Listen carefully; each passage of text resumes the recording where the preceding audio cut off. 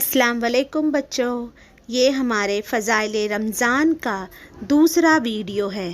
ایک روایت میں ہے کہ حق تعالی شانہ رمضان میں عرش کے اٹھانے والے فرشتوں کو حکم فرما دیتے ہیں کہ اپنی اپنی عبادت چھوڑ دو اور روزے داروں کی دعا پر آمین کہا کرو۔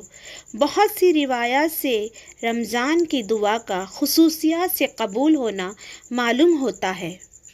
نبی کریم صلی اللہ علیہ وسلم کا ارشاد ہے کہ جب مسلمان دعا کرتا ہے بشرط یہ کہ قطع رحمی یا کسی گناہ کی دعا نہ کرے تو حق تعالی شانہ کے یہاں سے 3 چیزوں میں سے ایک چیز ضرور ملتی ہے، یا خود وہی چیز ملتی ہے جس کی دعا کی، یا اس کے بدلے میں کوئی برائی مصیبت اس سے ہٹا دی جاتی ہے، یا آخرت میں اسی قدر ثواب اس کے حصے میں لگا دیا جاتا ہے۔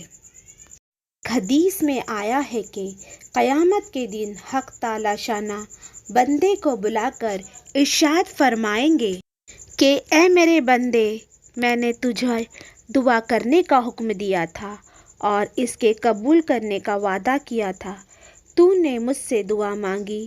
وہ عرض کرے گا مانگی تھی؟ اس پر ارشاد ہوگا تو نے کوئی دعا ایسی نہیں کی جس کی میں نے قبول نہ کیا ہو، تو نے فلاں دعا مانگی تھی تاکہ فلاں تکلیف ہٹا دی جائے، میں نے اس کو دنیا میں پورا کر دیا تھا، اور فلاں غم کے دفع ہونے کے لیے دعا کی تھی مگر اس کا اثر کچھ تجھے معلوم نہیں ہوا، میں نے اس کے بدلے میں فلاں اجر و ثواب تیرے لیے متعین کیا۔ حضور صلی اللہ علیہ وسلم ارشاد فرماتے ہیں کہ اس کو ہر دعا یاد کرائی جائے گی اور اس کا دنیا میں پورا ہونا یا آخرت میں اس کا حوض بتلا دیا جائے گا۔ اس اجر و ثواب کی کثرت دیکھ کر وہ بندہ اس کی تمنا کرے گا کہ کاش دنیا میں اس کی کوئی بھی دعا پوری نہ ہوئی ہوتی کہ یہاں اس کا اس قدر اجر ملتا۔ غرض دعا نہایت ہی اہم چیز ہے، اس کی طرف سے غفلت بڑے سخت نقصان اور خسارہ کی بات ہے، اور ظاہر میں اگر قبول کے آثار نہ دکھائی دے تو بد دل نہ ہونا چاہیے۔ بچوں، اس لیے رمضان کے مہینے میں زیادہ سے زیادہ دعائیں مانگا کرو۔ ارے بچوں، ہمارے پیارے نبی صلی اللہ علیہ وسلم کے ابو جان کا نام عبداللہ اور امی جان کا نام آمنہ تھا۔ پیارے نبی صلی اللہ علیہ وسلم کی پیدائش سے چند ماہ قبل عبداللہ اللہ کو پیارے ہو گئے اور آپ صلی اللہ علیہ وسلم یتیم پیدا ہوئے۔ 6 سال کے ہوئے تو امی جان بھی اللہ کو پیاری ہو گئی۔ دادا عبدالمطلب نے بڑے لاڈ پیار سے آپ کو پالا پوسا۔ 8 سال کے ہوئے تو دادا جان بھی اللہ کے پاس چلے گئے۔ دادا جان کے انتقال کے بعد آپ صلی اللہ علیہ وسلم چاچا ابو طالب کے پاس چلے گئے۔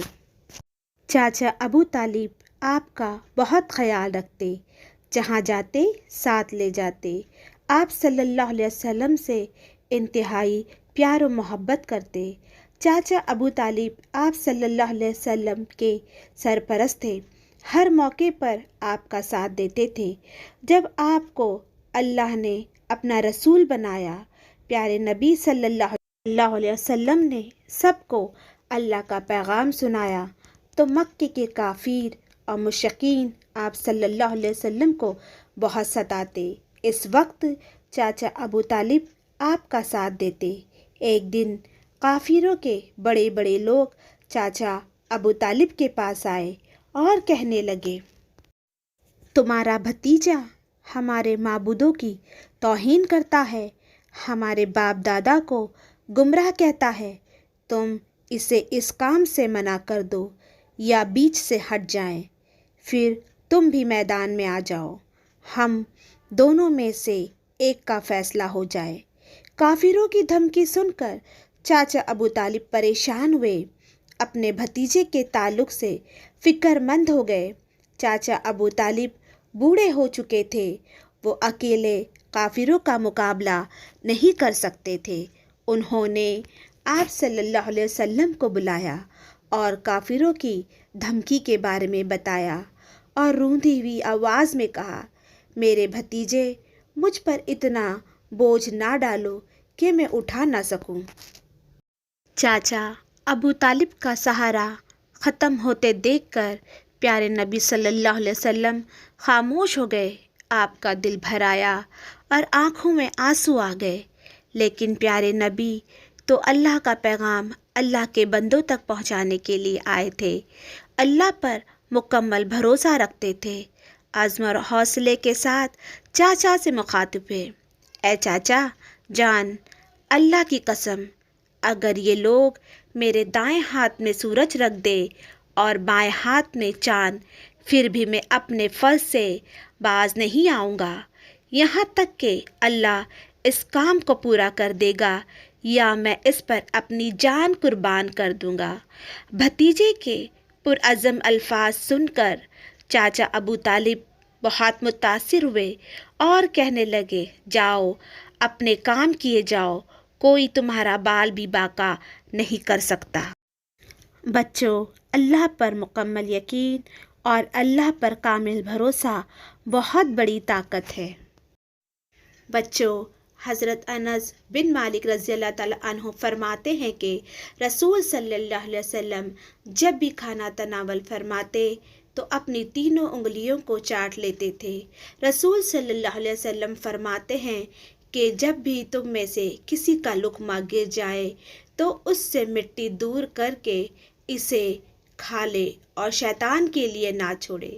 اور آپ نے ہمیں یہ حکم دیا ہے کہ برتن صاف کرے، اس کی وجہ آپ نے یہ بیان فرمائی کہ تم نہیں جانتے کہ تمہارے کھانے کے کون سے حصے میں برکت ہے۔